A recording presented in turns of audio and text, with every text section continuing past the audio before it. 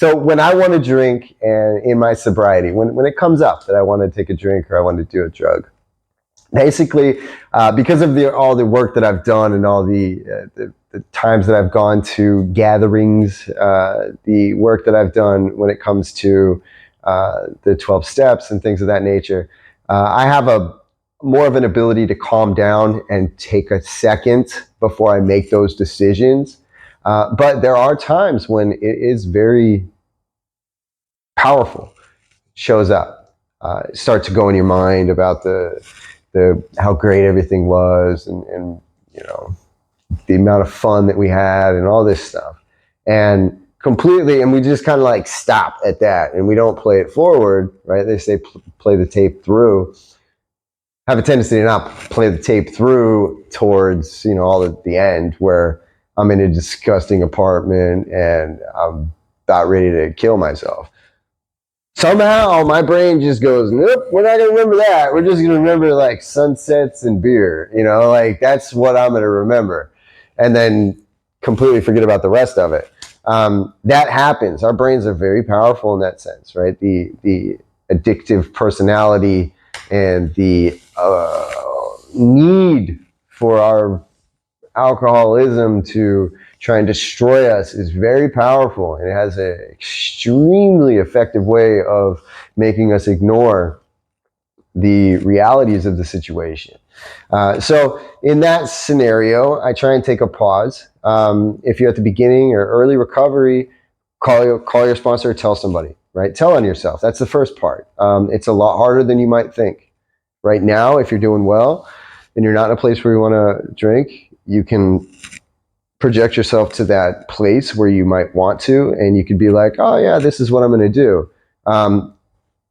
It's a lot harder than you think. So every day, what I did, and I still do, but especially in early recovery, every single day that I didn't want to drink, I made myself stronger. So when I did want to drink, I had more tools and more walls between me and that. So it's always said too, if you're sitting at a bar and there's a drink in front of you and you're trying to decide whether or not you're going to drink that beer, you're fucked. Like you've already made a decision because you're already there. And now you're working off of willpower completely. And the best knowledge I have of that is willpower only takes us so far, and then eventually you just sort of run out. And what I do is I say thank you. Every single morning and night, thank you for me being sober.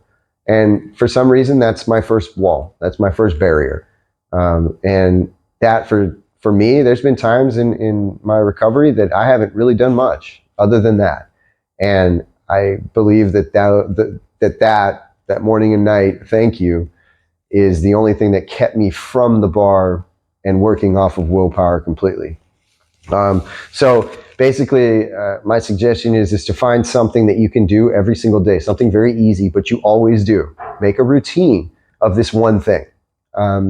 Something that you can do anywhere you are in the world, anywhere you are, just anywhere. You could just stop for a second and do this thing. Make it something very, very, very simple.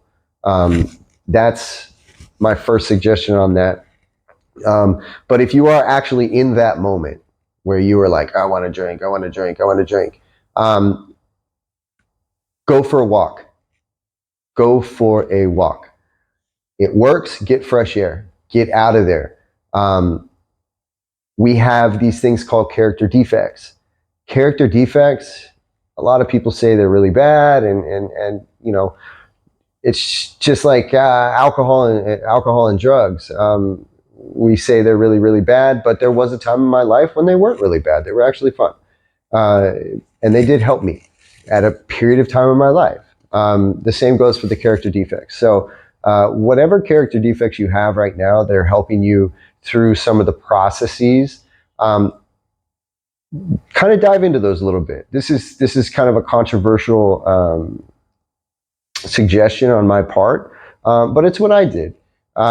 When I got to those places where I was very uncomfortable and I was unhappy with myself and I was emotionally down, I would obviously go to the groups and I would talk to them and go to these things. I would talk to the people that I work with and work with within the 12 steps. I would talk to them and I would tell them what was going on with me. I would say thank you and I would meditate. But there are downtimes between all of those things. And between all of those things, I found that my character defects helped me to stay sober during those periods of time. Now, the longer I was sober, those character defects would start to be eliminated, and I wouldn't need those things for those periods of time that I'm not like at the 12 step stuff, right? Those regular parts of the day, life, right? I said at the beginning when I got sober, and I've heard this a million times, but I didn't get sober to be miserable. Right? I got sober to find more of who I am and to find joy in this life. And part of that process is being patient with my character defects and understanding that they're helping me through a lot of these processes, and they're helping me to not drink it at some times. So try not to judge your character defects.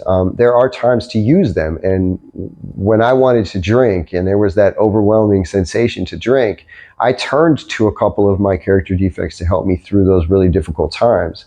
And I didn't judge them for it. And they actually helped me. And then I eliminated them later on. So that's kind of one of my controversial ones, but it really worked for me. And it kept me out of a lot of bad situations and bad thinking that very, very quickly could have put me back where I was before I got sober. And then I think like the last one is, obviously telling yourself, but I have a memory of when I was drinking and doing drugs. Really, it was at the end, but it was the most miserable time. It's like a snapshot in my head, this miserable place that I was in. And it was, it's a dirty bathroom that's disgusting. The drain doesn't work. The bathtub's like half filled with water. There's newspaper and tinfoil and beer cans. And, there's all sorts of disgusting things everywhere. There's probably bugs and insects and God knows what running around there. Nothing's been cleaned. And I'm just like sitting on my toilet, right, reading the newspaper out loud, and that was the best part of my day. I remember that, and whenever I want to drink, I go straight to that. Like that's the one thing I go to, and it really snaps me out of it. It's like no matter what I think drinking or drugs is and what it'll do for me or how great it'll be, I know where I end up, and I put that in my brain. And that's where I go every time I want to drink or do drugs. So those are kind of my suggestions on that. If you have any other things that you do or any other questions about anything, please comment and we'll answer those questions. So thank you.